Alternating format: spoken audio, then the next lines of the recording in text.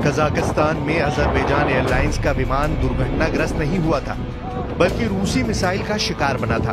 अब रूस के राष्ट्रपति ने अपने पड़ोसी देश अजरबैजान के राष्ट्रपति से इस घटना पर माफी मांगी है। साथ ही प्लेन क्रैश में मारे गए लोगों के परिवार के प्रति अपना दुख भी जताया है। साथ ही हादसे में घायल हुए लोगों के जल्द ठीक होने की भी दुआ की है। पुतिन ने इसे रूसी एयर स्पेस में हुई एक दुर्भाग्यपूर्ण घटना करार दिया है। बता दें कि क्रिसमस के दिन हुई इस घटना पर पश्चिमी देशों के आरोपों के बीच पहली बार रूसी राष्ट्रपति ने अपनी बात रखी है।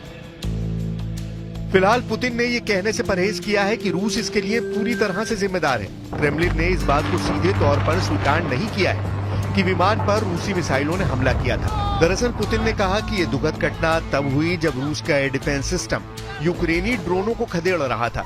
इस दौरान यात्रियों से भरा अजरबैजान एयरलाइंस का प्लेन आग का गोला बनकर अक्ताऊ में काफी दूर कैस्पियन सागर में जा गिरा। पुतिन ने अपने कबूलनामे में यह भी माना कि विमान ने चेचनिया के ग्रोजनी हवाई अड्डे पर बार बार उतरने की कोशिश की थी।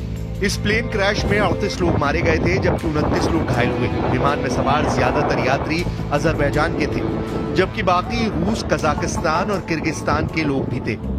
विमान अजरबैजान की राजधानी बाकू से चेचन की राजधानी ग्रोजनी जा रहा था जब उस पर हमला हुआ और उसे अपना रास्ता बदलना पड़ा।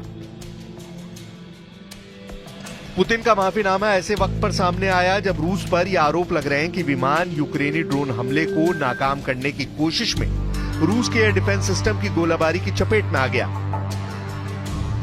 यूक्रेन के राष्ट्रपति ने कहा कि रूस को हमले के बारे में गलत सूचना फैलाना बंद करना चाहिए। प्लेन क्रैश होने के कुछ देर बाद ही यूक्रेन ने रूस पर साजिश का आरोप लगाया था।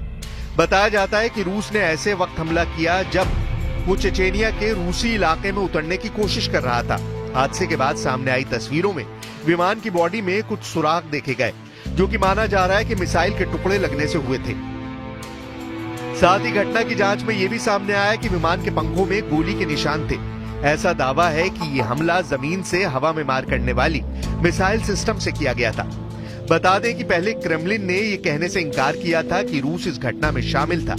रूस ने पहले कहा था कि यह हादसा एक पक्षी के प्लेन से टकराने से हुआ है। रूसी अधिकारियों ने विवाद बढ़ता देख कहा कि वो जांच के नतीजे का इंतजार कर रहे थे। अजरबैजान की जांच में खुलासा हुआ है कि विमान के जीपीएस सिस्टम इलेक्ट्रॉनिक जैमिंग से प्रभावित हुए थे। खास बात यह कि अजरबैजान ने आधिकारिक तौर पर रूस पर आरोप नहीं लगाया था, लेकिन एयरलाइंस ने एक दिन पहले कहा था कि किसी बाहरी वस्तु के टकराने से विमान दुर्घटनाग्रस्त हुआ है। अजरबैजान एयरलाइंस ने घोषणा की है कि जांच पूरी होने तक बाकू से ग्रोजनी के लिए सभी उड़ानें रोक दी गई हैं।